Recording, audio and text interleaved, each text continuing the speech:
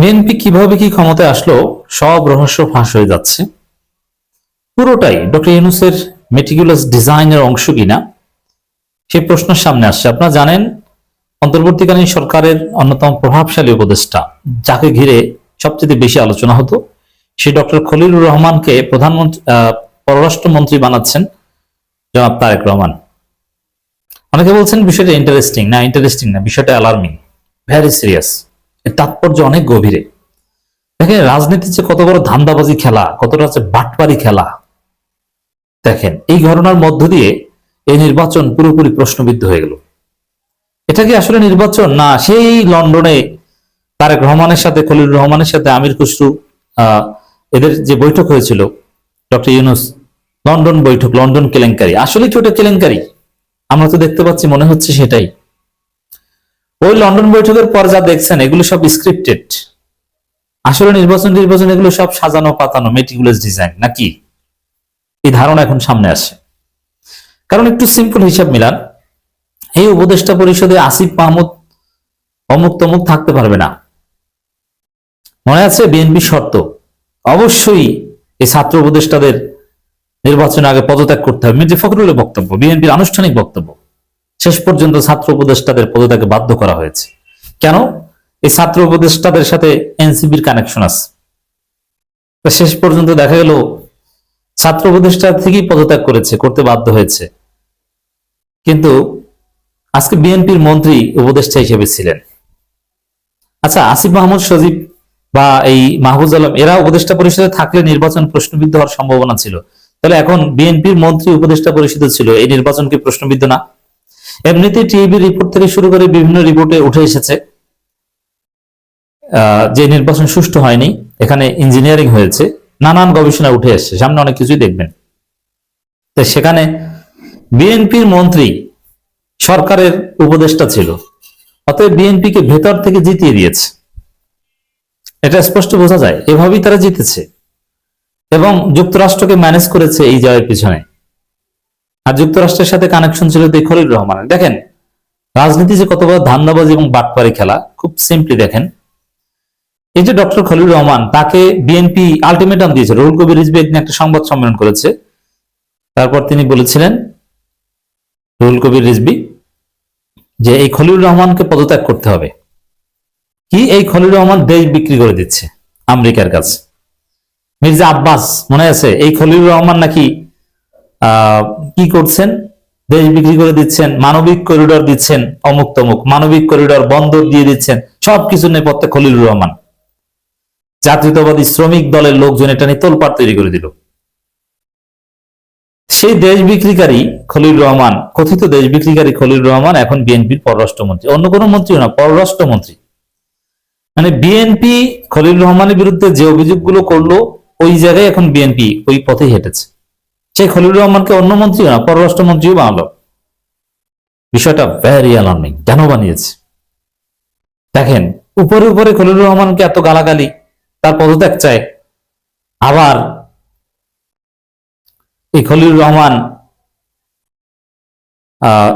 ইহুদিদের দালাল, তার মেয়ের জামা ইহুদি, তিনি নিজে বাংলাদেশের নাগরিক না। বিএনপি বলেছে না, বাংলাদেশি না, এই তার নাগরিক, বাংলাদেশে কোনো নাগরিকত্ব নাই, মার্কিন নাগরিক।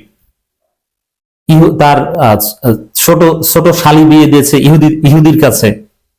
বিএনপির লোকজন এই প্রচারণা চালাচ্ছে, ফাহাম আব্দুল সালামরা কত কিছু বলেছে। সেই খলিলুর রহমান এখন বিএনপির পররাষ্ট্রমন্ত্রী। আপনি চিন্তা করেন, এটা কি স্বাভাবিক? এটা কি হওয়ার কথা? আর তাহলে কি নির্বাচন সুষ্ঠু হয়েছে?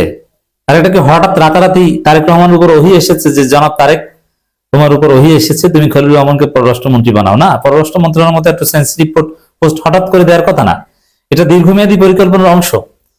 তাহলে কি দাঁড়ালো? ওই যে বিএনপি যখন তার পদত্যাগ চাইতো, গালাগালি করত, তাকে ইহুদিদের দালাল বলতো, মার্কিন নাগরিক বলতো, তখনই যোগাযোগ ছিল খলিলুর রহমানের সাথে এবং সব প্ল্যান পরিকল্পনা তখনই করা হয়েছিল, যাতে খলিলুর রহমানের মাধ্যমেই যুক্তরাষ্ট্রকে ম্যানেজ করা থেকে শুরু করে নানান মেকানিজম বিএনপি করেছে। আর উপর উপরে গালিগালাজ করেছে যাতে মানুষ বুঝতে না পারে,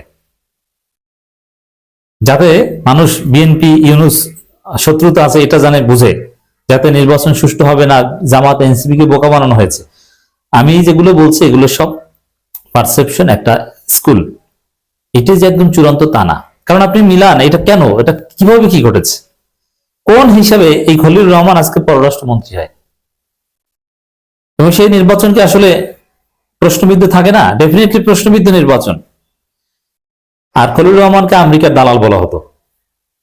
এখানে অবশ্য এই খলিলুর রহমানকে পররাষ্ট্রমন্ত্রী বানানোর মধ্য দিয়ে বিএনপি সরকারের ফরেন পলিসি স্পষ্ট, তিনি কি করতে যাচ্ছেন, বিএনপি সরকার কোন দিকে যাবে, এগুলো অনেকটাই ক্লিয়ার হয়ে যাচ্ছে, যেটাও অশনি সংকেত যে বিএনপি আন্তর্জাতিক অনেক কনফ্লিক্ট বাংলাদেশের মধ্যে ঢুকে পড়েছে। কারণ খলিলুর রহমান এগুলো নিয়ে ডিল করতেন।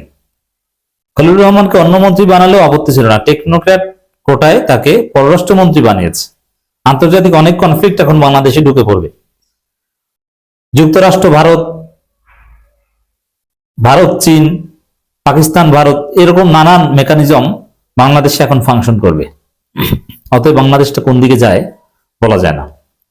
আবার খলিলুর রহমানের সাথে সেনাপ্রধানের দ্বন্দ্ব ছিল, এটাও সিগনিফিকেন্ট। তো দর্শক, অবস্থা দৃষ্টি মনে হচ্ছে যে সেই লন্ডন কেলেঙ্কারি, লন্ডন বৈঠক, ওইটাই ছিল। এবং নাসিরউদ্দিন পাটোয়ারি একটা কথা বলেছে যে নির্বাচনে কে কত নাশক ভাবে এগুলো সব ঠিক করা ছিল, নির্বাচন সুষ্ঠু হয়নি। আসলে কি তাই? আমরা তো দেখছি যে হ্যাঁ, এরকম হওয়ার সম্ভাবনা বেশি, কারণ খলিলুর রহমান পররাষ্ট্রমন্ত্রী হয়েছেন। টিআইবি যে প্রশ্নগুলো তুলেছে সেটা তো দেখতে পাচ্ছি। তা আসলে নির্বাচন, গণতন্ত্র, এগুলো কি আমাদেরকে আসলে বোকা বানানো হয়েছে? মানে পৃথিবীটা কিভাবে চলছে? আমি আবারও বলছি, আমি যা বলছি এটাই যে একদম ঠিক তা না, এটা একটা স্কুল অফ থট, এটা একটা পার্সপেক্টিভ। একটা বিষয় নানানভাবে বিশ্লেষণ করা যায়, তার একটা পার্সপেক্টিভ। আমি আশা করি যে আমার এই পার্সপেক্টিভ ভুল হবে, কিন্তু একটু মিলান। আসলে আমাদেরকে কি ধোকা দেওয়া হয়েছে? নির্বাচন গণতন্ত্র বলতে কিছু আছে না, সব প্রতারণা। জনগণের ভোটাধিকার, জনগণের ভোট, অধিকাংশ জনগণকে ম্যানেজ করা, অধিকাংশ জনগণ যাকে চায় সে ক্ষমতা আসবে, এগুলো কিছু আসে না, পুরোটাই প্রতারণা, সব ধান্দাবাজি। ক্ষমতার চাবিকাঠি সেই মার্কিনীদের হাতে নাকি, যেটা খলিলুর রহমানদের হাত ধরে। আবার খলিলুর রহমান দিল্লিতেও কিন্তু গিয়েছিলেন। তো এগুলো কি আসলে আমরা যেটা খালি চোখে দেখছি সেটা না, আসলে পর্দার অন্তরালে হিসাব নিকাশ সম্পূর্ণ আলাদা। এই একটা অ্যালার্মের মধ্যে, একটা বিপজ্জনক পরিস্থিতির মধ্যে আমরা আছি। ডক্টর খলিলুর রহমানকে পররাষ্ট্র মন্ত্রণালয়ের দায়িত্ব দেওয়ার মধ্য দিয়ে অনেক কিছু রহস্য ফাঁস হয়ে গেছে। দেশের পরিস্থিতি কোন দিকে যায় বলা যায় না। না, এটাও একটা প্ল্যান যে খলিলুর রহমানকে পররাষ্ট্রমন্ত্রী বানিয়ে একটা অঘটন ঘটিয়ে তারপরে রাজনীতি দেশ অন্যদিকে নিয়ে যাওয়া হবে, বলা যায় না।